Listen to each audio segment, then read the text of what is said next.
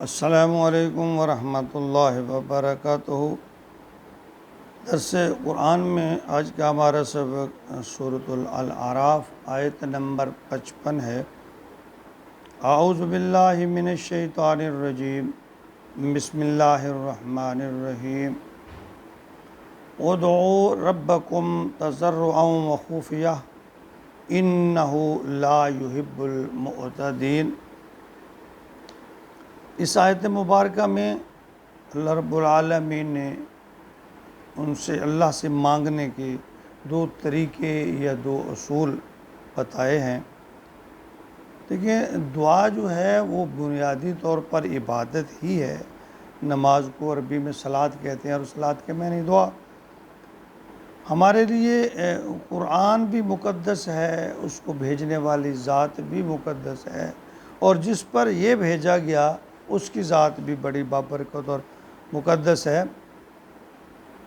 یعنی ایک مقدس ذات نے ایک مقدس کتاب ایک مقدس ہستی پر یعنی اپنے بندے پر نازل فرمائی، تو اس میں کتنی پاکیزگی ہوگی، یہ بات کتنی سچی ہوگی، اس کی قرآن کی یعنی باتیں کتنی سچی ہوں گی۔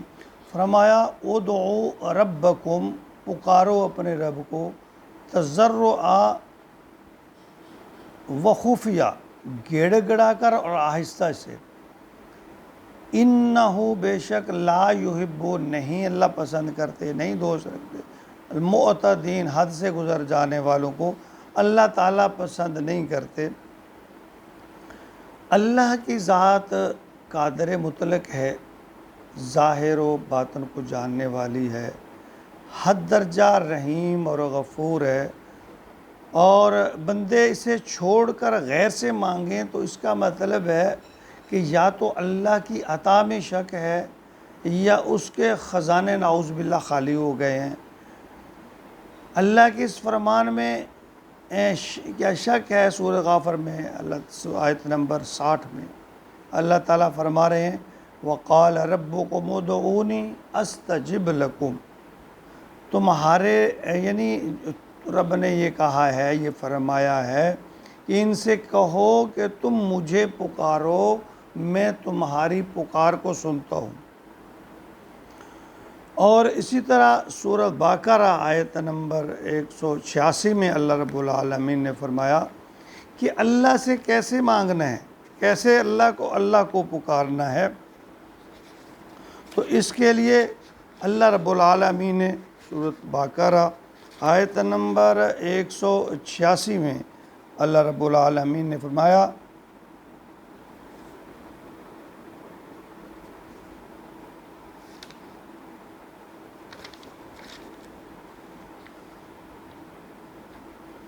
وَإِذَا سَأَلَكَ عِبَادِي أَنِّي فَإِنِّي قَرِيب، یعنی یہ سوال کرتے ہیں میرے بندے ہیں میرے محبوب آپ سے، تو انہیں بتا دیجئے کہ تم سَأَلَكَ عِبَادِي أَنِّي فَإِنِّي قَرِيب، میں تمہارے بالکل قریب ہوں، اُجِیبُ دعوۃ الداعِ اذا دعان، تم مجھے پکارو میں تمہاری پکار کو سنتا ہوں، فَلْيَسْتَجِیبُوا لِی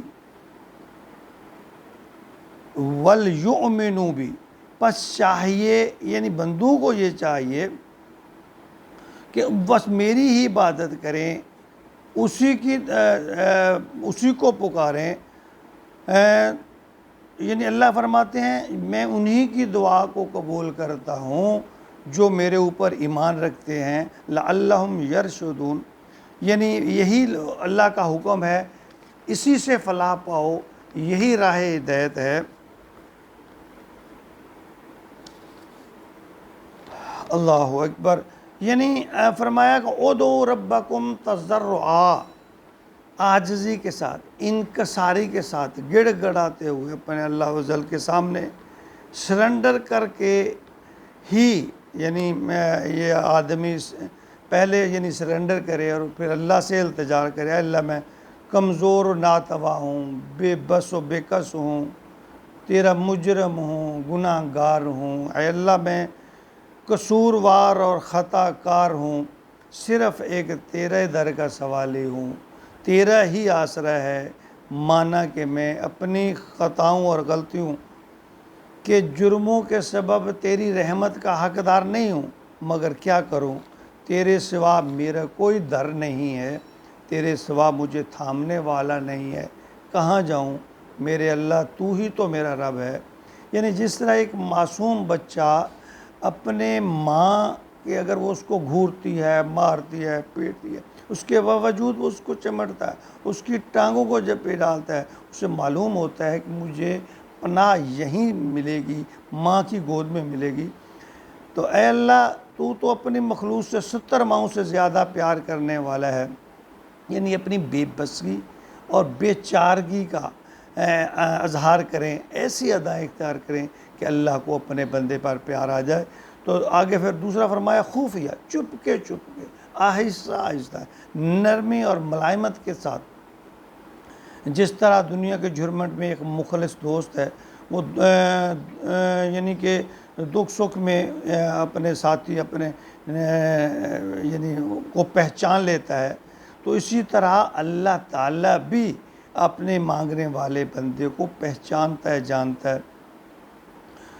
تو فرمایا کہ میں اپنے ناتواؤں ہاتھوں کو یعنی اپنی جو کیفیت بنانی ہے اس میں یہ ہے کہ یعنی اپنے جو ناتواں ہاتھ ہیں ان کو اٹھائیں شکستہ دل کے ساتھ، کانپتے وجود کے ساتھ، اور لرزتے ہاتھوں کو اپنی بارگاہ عزی میں پھیلا دیں، اور لڑکھڑاتی زبان کو آنسوں کی کشتی پر سوار کر کے سر کو جھکائیے، دامن کو پھیلائیے، شرمندگی میں ڈوب کر امید کا دامن جو ہے وہ نہ چھوڑیے، آہستہ آہستہ اپنی التجاؤں کو اللہ کے حضور پیش کر دیجئے۔